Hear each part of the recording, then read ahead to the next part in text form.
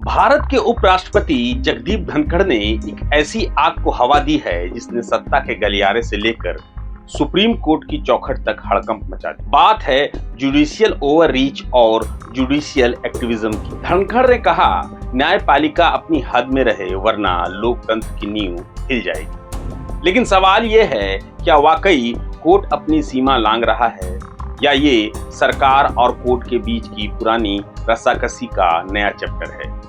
आइए इस Pandora box को खोलते हैं, क्योंकि ये खबर भारत के लोकतंत्र की धड़कन से जुड़ी है। नमस्कार, जोहार, मैं अभिषेक आनंद और आप जुड़े हैं प्रभात खबर के डिजिटल प्लेटफॉर्म के साथ। सबसे पहले समझिए माजरा क्या है। भारत का संविधान 3 अंगों कार्यपालिका, विधायिका और न्यायपालिका के बीच शक्तियों का बंटवारा करता है। ये तीनों एक दूसरे पर चेक एंड बैलेंस रखते हैं, लेकिन धनखड़ का कहना है सुप्रीम कोर्ट इस बैलेंस को बिगाड़ रहा है। कैसे?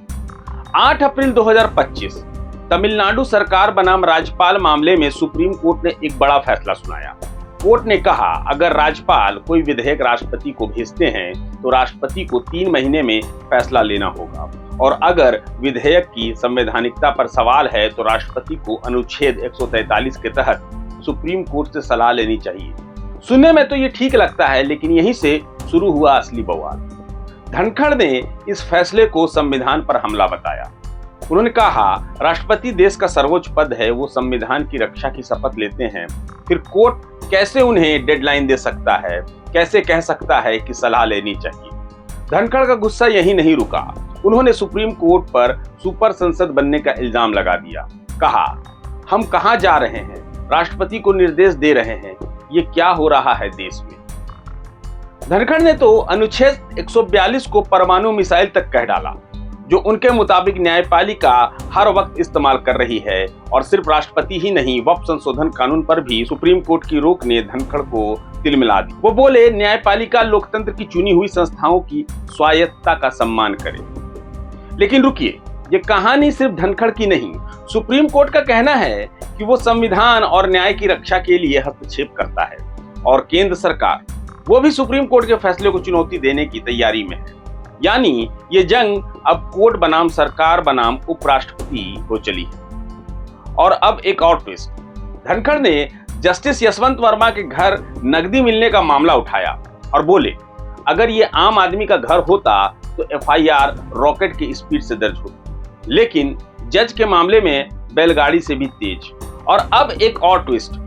धनखड़ ने जस्टिस यशवंत वर्मा के घर नकदी मिलने का मामला उठाया और कहा, अगर ये आम आदमी के घर होता तो FIR रॉकेट की स्पीड से होती, लेकिन जज मामले में बैलगाड़ी भी तेज लगता है।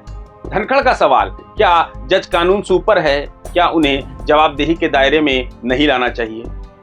यहीं आता है NJAC का जिक्र। 2014 में राष्ट्रीय न्यायिक नियुक्ति आयोग लाया गया था ताकि जजों की नियुक्ति में पारदर्शिता आए, लेकिन 2015 में सुप्रीम कोर्ट ने इसे असंवैधानिक ठहरा दिया। धनखड़ का इशारा साफ है, कोलेजियन सिस्टम में खामियां हैं और न्यायपालिका को भी जवाबदेही के दायरे में लाना होगा। RSS से जुड़े वकीलों ने भी NJAC की मांग फिर उठाई है। लेकिन सिक्के का दूसरा पहलू भी है। वरिष्ठ वकील कपिल सिब्बल ने धनखड़ के बयान पर दुख जताया। बोले, राष्ट्रपति नाम मात्र का मुखिया है, वो मंत्रिपरिषद की सलाह पर काम करते हैं। धनखड़ को ये पता होना चाहिए। सिब्बल का कहना है कि सरकार को कोर्ट के फैसले पसंद नहीं तो वो दोष मढ़ती है। वहीं पूर्व विदेश सचिव कमल सिब्बल ने धनखड़ का समर्थन किया और बोले, न्यायपालिका को आत्म संयम दिखाना होगा वरना लोकतंत्र खतरे में पड़ सकता है। अब सवाल ये है, क्या सुप्रीम कोर्ट अपनी हद लांघ रहा है या फिर धनखड़ का गुस्सा सिर्फ सियासी ड्रामा है? क्या कार्यपालिका, विधायिका और न्यायपालिका के बीच का संतुलन बिगड़ रहा है? और सबसे बड़ा सवाल, क्या जजों को जवाबदेही के दायरे में लाने का वक्त आ गया है? आप क्या सोचते हैं? हमें कमेंट सेक्शन में जरूर बताएं। और अगर आपको ये वीडियो पसंद आया हो तो इसे लाइक करें, शेयर करें, साथ ही साथ चैनल को सब्सक्राइब करना ना भूलें। The problem started, I should come because an event had taken place recently. I am dealing with only contemporaneous issues. An event had taken place recently on the release of a book. And the focus of the book by a former judge of the Supreme Court was on basic structure. The day was chosen as 14th April, associated with Dr. B.R. Ambedkar. The judge, former judge of the Supreme Court, and illustrious author of the book, referred to 13th April. He narrated an incident that had taken place on 13th April at Jallianwala Bagh before independence, where our people were killed, massacred, injured, and by our own people, led by General Dyer. And then he came to the doctrine of basic structure, that this cannot happen now because of this doctrine. Examine for a moment this doctrine Keshwanand Bharti gave to us. 13 judges of the Supreme Court assembled. The division was vertical 7:6. It can't be more than that. The judgment was on 24th April 1973. And this, according to the author, is our savior.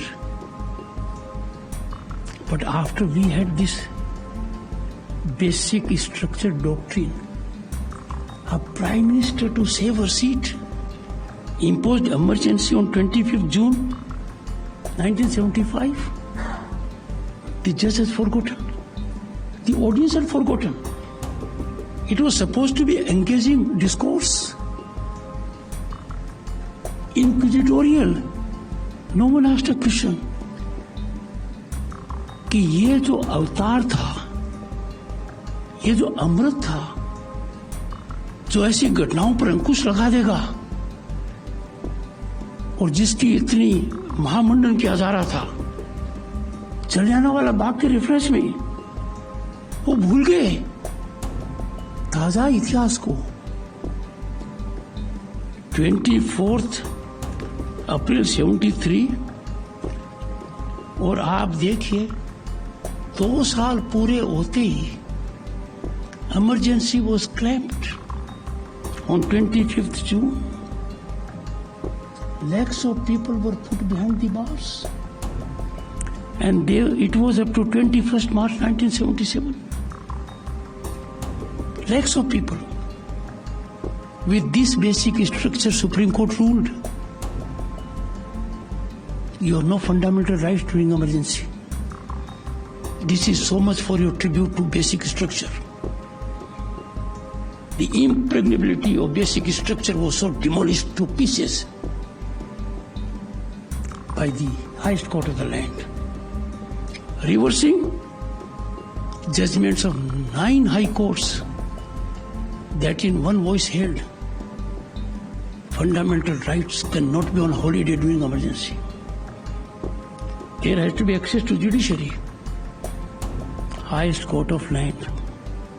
A former judge, being author of the book, eulogizing the doctrine, the complete bulwark against assault on citizen rights, was so oblivious of what happened during his lifetime. Just imagine. We are being sold these narratives at a critical time because we don't ask questions.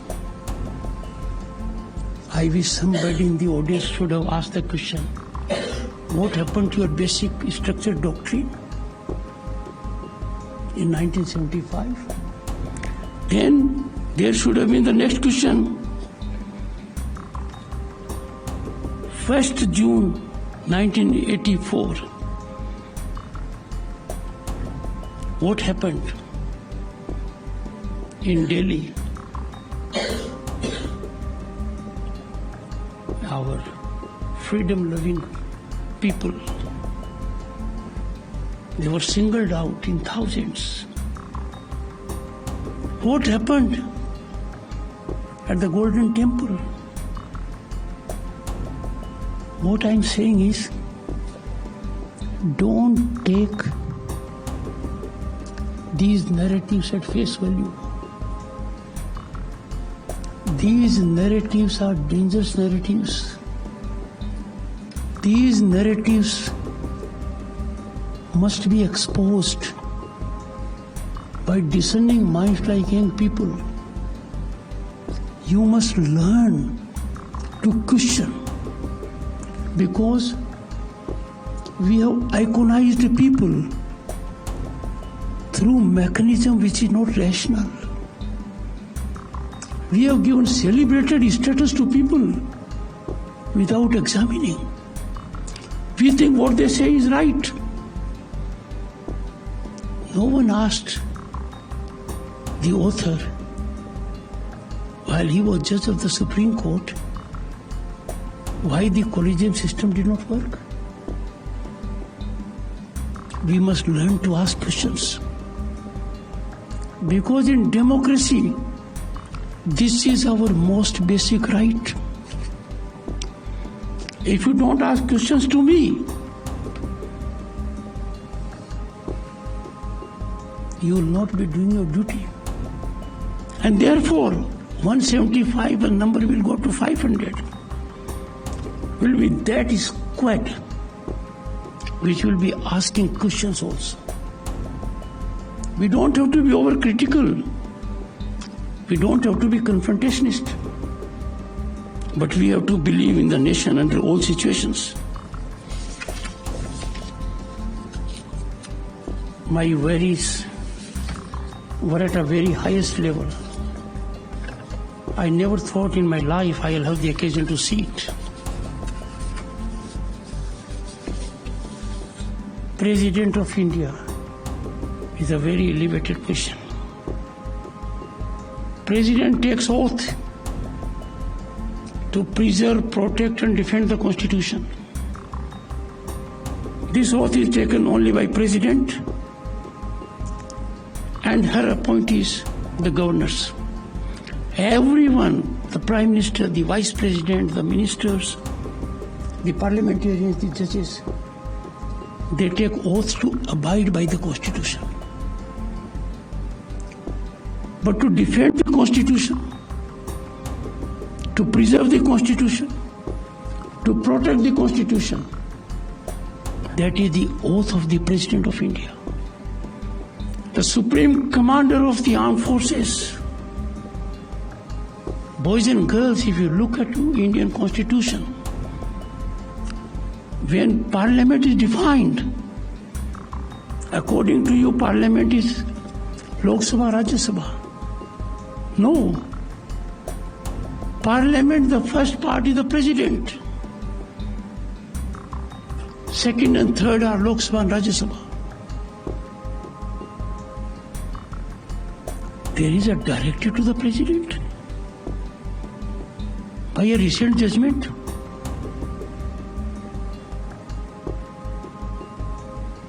Where are we heading?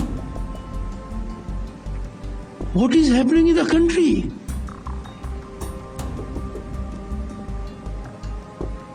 We have to be extremely sensitive. It is not a question of someone filing a review or not. We never bargained for democracy for this day. President being called upon to decide in a time-bound manner, and if not, becomes law. So we have judges who will legislate, who will perform executive functions, who will act as super parliament, and absolutely have no accountability because law of the land does not apply to them. Let me tell you, boys and girls, every parliamentarian, and why parliamentarian? Every candidate in any election to assembly or parliament is required to declare assets. Judges don't do it. Some do, some don't. Time has come that we reflect deeply. I am not here to join issue. I am proud of Bharat that is rising as never before. The rise is unstoppable. I am proud of the ecosystem in the country, hope and possibility, buoyant economy, infrastructure, unbelievable, global reputation of the Prime Minister. Never heard Indian Prime Minister will be a global leader of that level. India is respected all over. We therefore have to be extra cautious that these forces that are active, you have to analyze them. I do not wish to take on an individual. I have respect for all. But then we have to be analytical mind, discerning mind. We cannot have situation where you direct President of India and on what basis? The only right you have under the Constitution is to interpret the Constitution under Article 145(3). There it has to be 5 judges or more. Boys and girls, when Article 145(3) was there, the number of judges in the Supreme Court was 8. 5 out of 8. Now 5 out of 30 and odd. But forget about it. The judges who issued a mandamus virtually to the President and presented a scenario it will be law of the land have forgotten the power of the Constitution. How can that combination of judges deal with something under Article 145(3) is preserved? It was then for 5 out of 8. We need to make amends in that also now. 5 out of 8 would mean interpretation will be by majority. Or 5 constitutes more than majority in 8. But leave that aside. Article 142.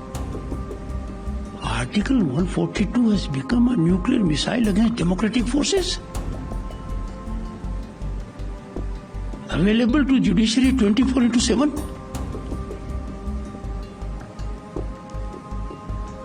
Boys and girls, why I am talking to you? You are the future. You are the stakeholders. I am not addressing only you. I am addressing the entire youth of the country. In IITs, in IIMs, Institute of Excellence, colleges, universities, schools. We have to believe in the nation. We have to believe in the power of we the people. And the power is reflected only through representatives. We have lost track. The good thing is, the government policies are yielding results. People-centric policies are rewarding to the ordinary man. The ordinary man has a bank account today, a toilet in the house, an internet connection, a gas connection, an electric connection, has health facilities and education facilities close by, has connectivity by bus, by train, by air. He is getting the feel of development. Let us resolve this day that our democracy is dependent only on Constitution. And Constitution expects all its organs to optimally perform for larger good in concert and coordination and in their respective domains. It is not a question of one institution being at a higher pedestal. But certain things are very clear.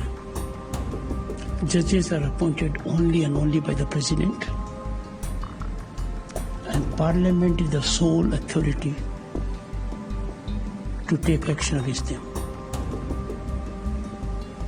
It is therefore time for us not to be in reaction mode. It is very easy to start a narrative, oh, the Vice President of the country has said so. I appeal to you, media in particular. I am saying it out of pure heart. I am a foot soldier of judiciary. I have given 4 decades of my precious life to judiciary. 3 decades as senior advocate. Whenever it comes to challenge to judiciary, I am always on the side of judiciary. We are proud of our judiciary. It has global recognition. Our judges have gifted talent. But something about it needs notice. I have no doubt the wisdom of our judges will rise to the occasion, and there will be evolution of self-regulation. I firmly believe, whether it is legislature or judiciary, self-regulation is the most effective regulation. Idea is not to join issue. Idea is never to engage into argumentation. Idea is not to have adversarial relationship. Idea is to have a meeting ground. Idea is to ensure that what our founding fathers visualized about Constitution, our institutions, we bring that to luster, to shine, to ultimate performance for larger good. Boys and girls, I chose these events because they were recent. But 2 events I must hint at you. When I reflected on book release function, author being a former Supreme Court judge, I brought emergency contextually, because reliance was placed on doctrine of basic structure evolved in Keshavanand Bharati in 1973. But let me tell you 2 events that have taken place recently. They are only to invite your attention from that perspective. One was Svidhan Divas, because every Bharatiya must know why we celebrate Svidhan Divas. We are celebrating it for last 1 decade. And Svidhan Hatya Divas, because you boys and girls have no idea the kind of traumatic experience our citizens suffered during emergency. The impressions on young boys and girls, children, when their parents, nationalist in mind, many of them became ministers, chief ministers, cabinet ministers, and prime ministers later on, were detained without any cause, with no access to judiciary.